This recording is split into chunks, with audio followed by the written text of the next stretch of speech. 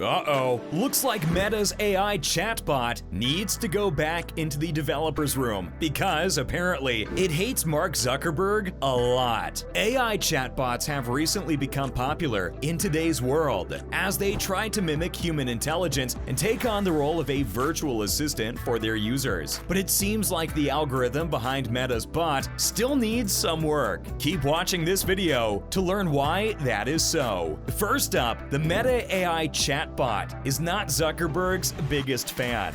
Ouch! Didn't see that one coming, did you? Well, it's true. Sometimes things don't really work out the way you expect them to. And we bet Mark never imagined something like this would ever happen to the likes of him. The groundbreaking AI chatbot has been the talk of Silicon Valley, and frankly, everyone's been waiting for it to drop to test it out. As the team of developers tried their best to run foolproof algorithms, they kind of skipped the part where it's supposed to not be mean to the CEO of the company. Yeah, the bot hates Facebook and doesn't have a high opinion of its owner. After all, this digital technology is sort of like a brain that is trained via loads and loads of data to generate actions and responses that a normal human would do. And we know the world's not particularly a huge fan of Mark, but we didn't really expect it to go all out with the criticism.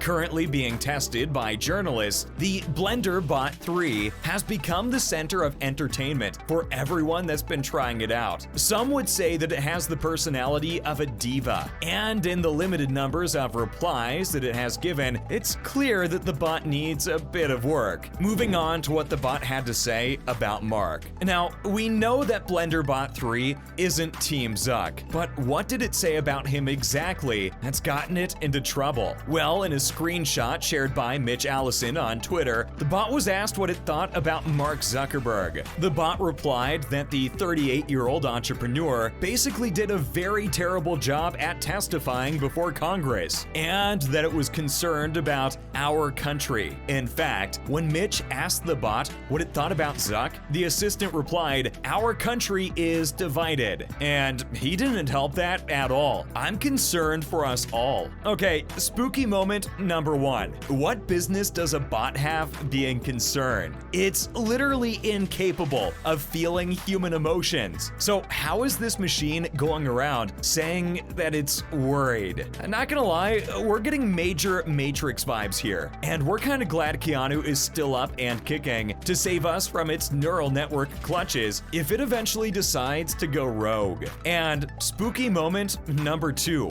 Our country, pretty sure those spare parts were made in China here, but we guess whatever data set it handpicked words out of were probably devout American patriots, because there's no way the bot thinks it has a passport or a national ID. If these guys actually started becoming more and more like humans, then we've all seen what happened in Age of Ultron. And we don't know about you guys, but there's no way we're ready for something like that ever. Let's learn more about how BlenderBot3 thinks racism isn't that big of an issue. While the bot not approving of Mark might be a him issue, we've got much bigger things to worry about, like the fact the AI chatbot completely disregards racism. Don't believe it? Well, we didn't either until it was tested out and proven by the people behind auto counter speech. If you've got an iPhone, then you've probably asked Siri way too many questions, from asking when you'll meet the love of your life to if you're related to royalty. And while Siri's limited knowledge may not give you those answers, these current AI chatbots are trained to offer more nuanced replies than the default ones by Siri or Bixby.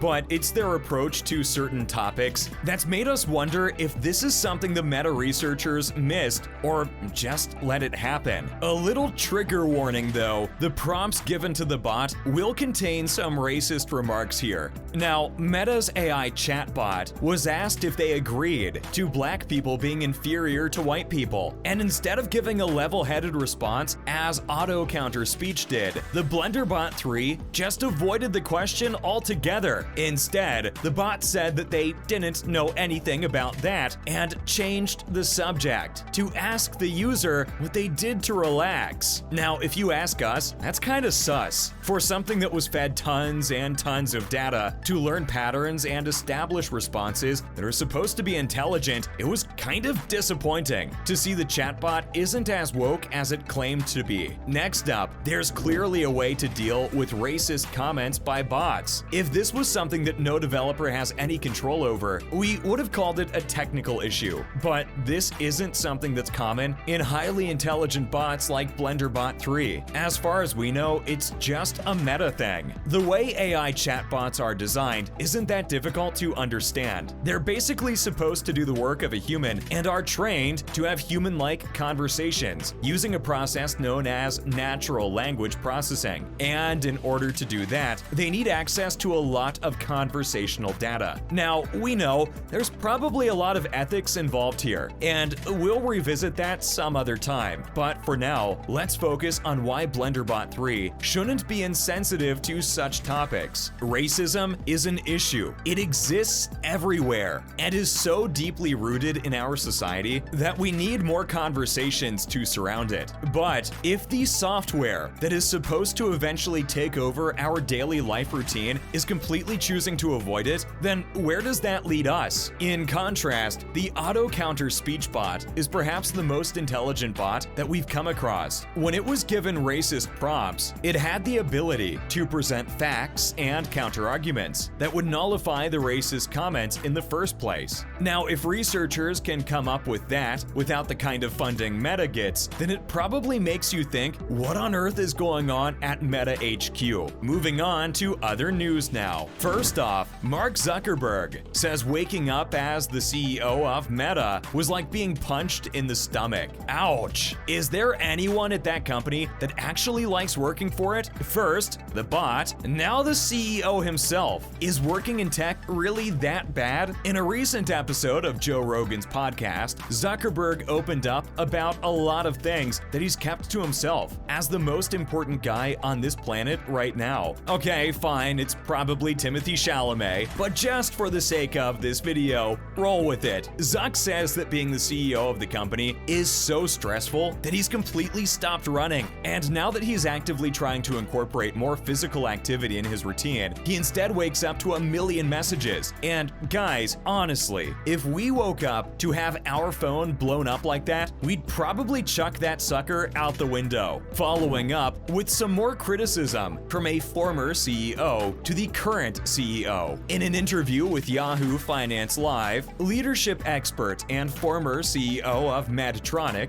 Bill George, had some interesting things to say about the head of the social metaverse company. He thinks that Mark and his brainchild Facebook aren't grounded in values, and that he's all over the map, basically. He believes Zuck still has a lot to learn as the head, and wonders if he even has the capability to evolve as a leader. If you've seen those Eyes of Sauron memes, you probably know that a lot of people online have the same opinion as Bill. Facebook's approaches to certain issues in the past have definitely raised some red flags here and there, and it wouldn't be wrong to assume that George is probably right too. All social media sites under Meta are undoubtedly important in today's social culture, so we expect Mark to adopt policies that are user-friendly. Our fingers are crossed for that day. Last but not least, Meta's chip deal with Qualcomm seems a bit off. The companies have entered a multi-year contract together, promising to make custom versions of Qualcomm's Snapdragon XR chips for the future roadmap of Quest products and other devices. With a decline in Meta's revenue, tech enthusiasts are wondering if such a decision was taken to cut down on the losses. Remember, the Quest 2 runs on a Snapdragon XR2 chipset, and considering that hefty bill of the Metaverse project, it all feels like such a gamble. There are plenty of signs that show that Meta is scaling back on its VR ambitions, and these subtle switches aren't helping with the rumors either. Whatever the case, we hope Zuck has a plan in place, and that there's not too much here to lose. That's a wrap on this video. What do you think about Meta's AI chatbot? Let us know in the comments down below. Make sure to give this video a thumbs up and subscribe to our channel for more videos like this. Until next time, see you soon.